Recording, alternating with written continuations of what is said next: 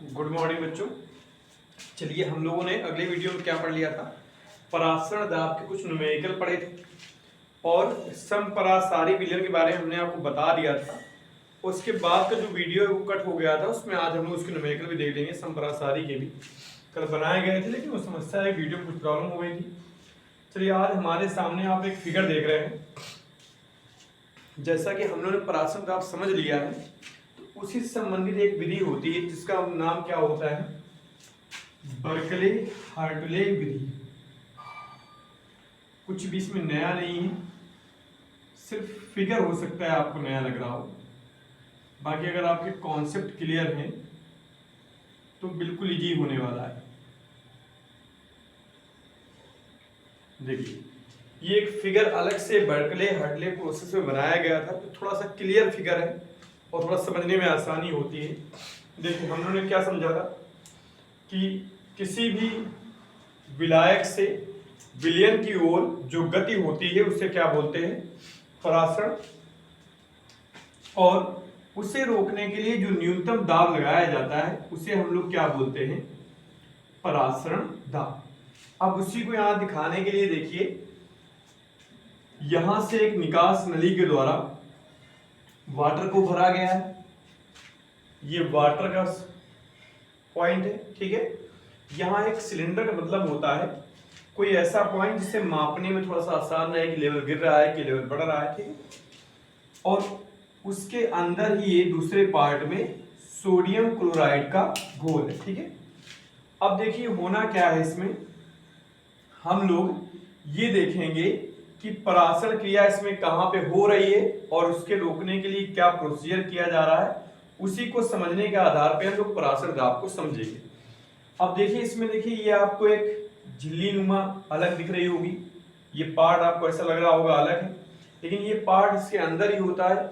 और ये है क्या, ये अर्धपारगम झिल्ली के तरीके ही कॉपर फेरोसाइनाइड की बनाई हुई झिल्ली है, जिससे तनु जो कण होंगे या विलायक के जो कण होंगे वो विलयन की तरफ जा सकते हैं, लेकिन विलयन के कण दबाव के बाद आ सकते हैं, नॉर्मली स्टेज में वो नहीं जा सकते। तो देखिए जैसे ही यहाँ पे विलयन भर दिया गया तो क्या होगा कि ये वाटर है यानी इसमें जल है, तो जल के कण क्या होंगे, नमक के घोल की तरफ जाना स्टार्ट हो जाएंगे, क्योंकि वो क्रिया पॉसिबल होती है किसमें, अर्धपारगम झिल्ली में। हम लोगों ने पीछे एक नॉर्मल फिगर में इस चीज को समझा भी था कि जब तन के कण या विलायक के कण विलयन की तरफ प्रस्थान करने लगे तो इस क्रिया को हम लोग क्या बोलते हैं, परासरण। और इसी को रोकने के लिए विलयन की तरफ एक पिस्टन लगा होता है या दाब लगाने के लिए कोई और यंत्र के द्वारा दाब लगाया जाता है, जिससे इस मोशन को रोक दिया जाता है। उसी दाब को हम लोग क्या बोलते हैं, परासरण दाब। तो देखिए यहां पर जब ये मोशन चालू हो जाएगा तो इसको हम इसमें इंडिकेट ऐसे नहीं देखेंगे कि ऐसे में दिख रहा है कि कण पार्टिकल जा रहे हैं। हमारा ये जो लेवल है, ये सिलेंडर हमने मान रखा है, ये जो लेवल है तो ये लेवल धीरे धीरे क्या होगा, डाउन होने लगेगा। क्यों डाउन होने लगेगा, आप ही सोचिए, इसमें लिमिटेड वाटर, यहां से पॉइंट बंद कर दिया गया है, अब लिमिटेड वाटर है। अगर वाटर के पार्टिकल इससे लीक होके सोडियम क्लोराइड के घोल में जा रहे हैं तो सिंपल सी बात है, ये लेवल गिरना स्टार्ट हो जाएगा। जैसे ही लेवल गिरना स्टार्ट हो जाएगा तो हमें पता चल जाएगा कि परासरण क्रिया प्रारंभ हो गई है। इसे रोकने के लिए देखिए हमने विलयन के साइड में एक पिस्टन लगा रखा है। अब इस पिस्टन से हम ऊपर से ऐसे दाब लगाएंगे, तो दाब आप जानते हैं, दाब आप कहीं भी लगाएं वो दाब पूरे विलयन में वैसे ही कार्य करता है। ऐसा नहीं है कि यहां दाब लगा हुआ है तो इस क्षेत्र में दाब काम करेगा, इस क्षेत्र में दाब नहीं काम करेगा। इसको आपने फिजिक्स में पढ़ा होगा, जो प्रेशर से मशीनें चलती हैं, जेसीबी चलती है, उसमें भी यही कॉन्सेप्ट लागू होता है, ठीक है। तो यहाँ पे हम लोग जैसे ही यहाँ पे प्रेशर लगाएंगे तो प्रेशर पूरे सोल्यूशन में, NaCl के सोल्यूशन में लागू होगा, यानी कि इसमें चारों तरफ से इस पे दबाव फील होगा और वो दबाव इसको क्या करेगा कि जो पार्टिकल इससे बाहर ही निकल रहे हैं, आपको दिख रहे हैं कि एक पार्टिकल यहाँ से निकल रहे हैं, तो इनको वो रोकेगा, दबाव डालेगा तो ये रुक जाएंगे। तो यहाँ पे हमें बस इतना प्रेशर लगाना है कि जो ये लेवल गिर रहा था ये गिरते हुए रुक जाए, ठीक है। ऐसा हमें नहीं करना है, इतना दाब हमें नहीं लगाना है कि ये प्रेशर वापस अपनी पोजीशन पे आ जाए, ये हमें नहीं करना है। फिर वो तो प्रतिपरासरण दाब हो जाएगा या प्रतिलोम परासरण दाब हो जाएगा। ठीक है, हमें सिर्फ क्या करना है, इतना न्यूनतम दाब लगाना है कि जो परासरण क्रिया हो रही थी, यहाँ पे जो आप देख रहे हैं ये परासरण क्रिया हो रही थी, केवल उसको रोकने के लिए यहां से हम न्यूनतम दाब अप्लाई करेंगे, जिससे बस जो क्रिया हो रही है वो रुक जाए, यानी ये पार्टिकल यहां जाना बंद कर दें। तो उस दाब को हम लोग क्या बोलेंगे, परासरण दाब। ये दाब मापी लगा रखा है इन्होंने यहाँ पे, यहां से ये दाब को माप रहे हैं, जितना भी दाब न्यूनतम आ जाएगा जिससे कि इसका लेवल गिरना रुक जाएगा, उसे हम क्या बोलेंगे, परासरण दाब। तो आपको आसानी समझ में आ गया होगा कि परासरण दाब क्या होता है। ठीक है, बिल्कुल जी फंडामेंटल है, उसमें कोई कमी नहीं, बस फिगर थोड़ा सा नया है। ठीक है, इंपॉर्टेंट है, थोड़ा सा आता है, बर्कले और हर्टले विधि का फिगर। ठीक है, इसको पुश करके एक बार बना जरूर लेना, इंपॉर्टेंट। ठीक है, अब इसको मिटाने जा रहे हैं और इससे हम अब न्यूमेरिकल लगाएंगे समपरासारी के। ठीक है,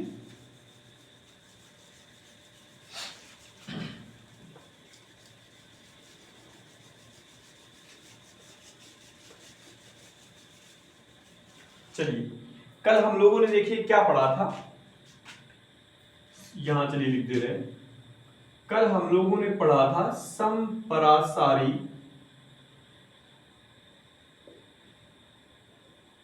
विलयन।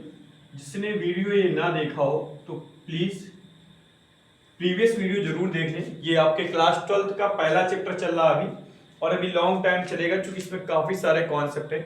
आज परासर दाब क्लियर हो पाएगा, हो सकता है आज ही हम वो मोलर उन्नयन स्थान को स्टार्ट करने की कोशिश करें। ठीक है, तो चलिए समपरासारी विलयन मैंने बताया था कि ऐसे दो विलयन जिनका परासरण दाब समान होता है उन्हें क्या बोलते हैं, समपरासारी विलयन। अब देखिए इसका फार्मूला क्या हमारे सामने निकल के आया था, W1 अपॉन M1V1 बराबर W2 अपॉन M2V2। चलिए अब इसके एक दो न्यूमेरिकल देख लेते हैं, बहुत इजी न्यूमेरिकल होते हैं। देखिए जैसे न्यूमेरिकल एक दिया हुआ है कि ग्लूकोज के 5% विलयन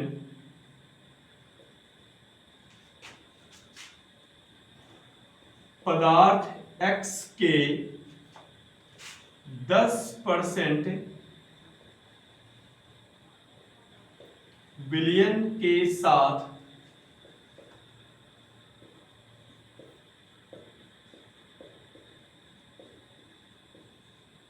समपरासारी है, तो पदार्थ X के अणुभार की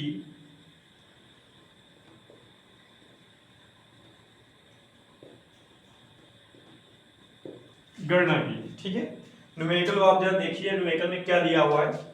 न्यूमेरिकल वो क्या कह रहा है कि ग्लूकोज का एक विलयन है जो कैसा है 5%, और कोई पदार्थ है जो X है उसका विलयन कैसा है 10%, और पूछ रहा है कि पदार्थ X का अणुभार क्या होगा।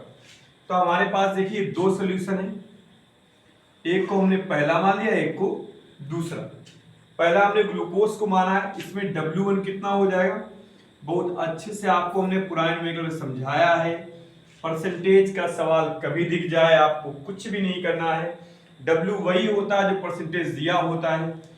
V1 कितना हो जाता है 100 ml, क्योंकि परसेंटेज कितने में होता है 100 में। इसके बाद M1 की अगर आप बात करें तो 180 हो जाएगा, क्योंकि इसमें ग्लूकोज है, अणुभार नहीं निकाल पाते, पिछले वीडियो आप देखिए वहां हमने निकाल के दिखाया भी है। अब ये पदार्थ क्या है X, चलिए यहां ग्लूकोज लिख देते हैं। अब पदार्थ X जो है वो कितना है 10%, तो W2 आपका कितना हो जाएगा 10, V2 वही 100 ml, इसको लीटर में नहीं भी कन्वर्ट करेंगे तो कोई समस्या आपके पास नहीं आएगी। M2 आपको फाइंड आउट करना है, फॉर्मूला आपके सामने है। W1 का मान कितना है 5 ग्राम, M1 कितना है 180, V1 कितना है 100, W2 कितना है 10, M1 M2 कितना है ज्ञात करना है हमें, V2 कितना है 100। ये से कैंसिल हो जाएगा, 5 से काटेंगे 2, इसका इधर मल्टीपल इसका इधर मल्टीपल, तो क्या हो जाएगा M2 बराबर 180 गुणे 2 यानी कि 360। ठीक है, कितना इजी न्यूमेरिकल है। चलिए इसको पुश कर दीजिए और फटाक से इसको नोट कर लीजिए, हम अगला न्यूमेरिकल फिर ले रहे हैं।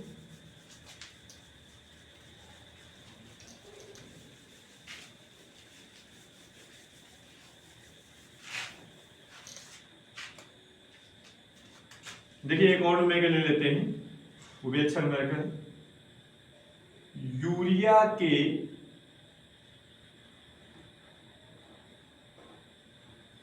10% जलीय विलयन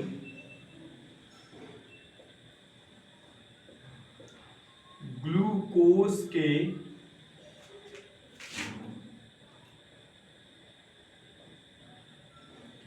किस सांद्रता के साथ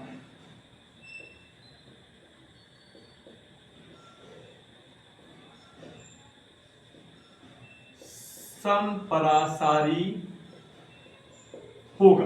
देखिए परसेंटेज में वैल्यू पूछ दी गई, थोड़ा सवाल को उन्होंने घुमाया, इस बार घुमाया क्या सवाल में, कह रहे हैं कि यूरिया के 10% जलीय विलयन है और ग्लूकोज का कितना परसेंट जलीय विलयन हो कि जिससे समपरासारी हो, तो फॉर्मूला तो यही लगेगा। तो पहले हम पहला विलयन यूरिया को मानते हैं और दूसरा विलयन ग्लूकोज को। पहले क्वांटिटी लिख लीजिए क्या क्या दी हुई, फिर हम इत्मीनान से भी 2 मिनट में सवाल लगता है। तो देखिए जरा, इसमें W1 कितना है 10 ग्राम, M1 कितना है यूरिया है तो 60 हो जाएगा, V1 हम जानते हैं 100 ml। इसमें W2 हमें काउंट करना है, V2 यहाँ 100 ml रख दो तो ऑटोमेटिक परसेंटेज में आंसर आ जाएगा। ठीक है, आपको कुछ करना नहीं पड़ेगा। M2 हम जानते हैं 180 होता है ग्लूकोज का, फॉर्मूला हमारे सामने है W1 upon M1 V1 equal to W2 upon M2 V2। W1 कितना है हमारे पास 10/60 और गुणे में 100 इक्वल टू W2 कितना है हमारे पास हमें नहीं पता है, M2 कितना है हमारे पास 180 और V2 कितना है, तो 100 से 100 कैंसिल, 0 से 0 कैंसिल कर दो, 6 से 1 6 18 0 30 का दोगुना होगा, तो W2 कितना आ जाएगा 30। यानी कि ये 30% का जलीय विलयन, चूंकि हमने 100 ml वैल्यू मान लिया है तो हम इसको क्या कह सकते हैं कि 30% का जलीय विलयन था। अगर यहाँ आप 30% रखेंगे तो हम निकालेंगे तो इसका मान और इसका मान सेम आ जाएगा। ठीक है, चलिए अब इसका एक न्यूमेरिकल हम आपको दे रहे हैं, आप लगाइएगा जरूर। ठीक है, ताकि सवाल आपको अच्छे समझ में आ जाए और इसका कमेंट में आंसर जो बताइएगा कितना आ रहा है। ठीक है, सुक्रोज के 5% जलीय विलयन का परासरण दाब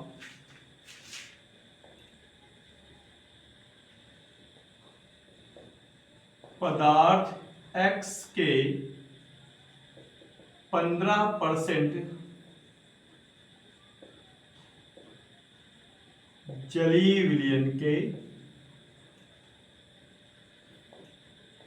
समान है या बराबर लिख दें। ठीक है, तो पदार्थ X के अणुभार की गणना कीजिए। इस सवाल को जरूर लगा के कमेंट्स में इसका आंसर जरूर दें हमें। ठीक है, ताकि आपको समझ में आना चाहिए सवाल कैसे लगेगा। अब देखिए जरा, हम लोग कहां तक पहुंच चुके हैं। मोलरता हम लोग पढ़ चुके हैं, मोललता पढ़ चुके हैं, नॉर्मलता हो चुका है, मोल अंश हो चुका है, परासरण दाब हो चुका है और एवरी टाइप न्यूमेरिकल हो चुके हैं। आप बुक में कोई ऐसा न्यूमेरिकल खोजें, अगर लगे कि उस टाइप का न्यूमेरिकल हमने नहीं समझाया है तो आप प्लीज कमेंट जरूर करिएगा, ठीक है।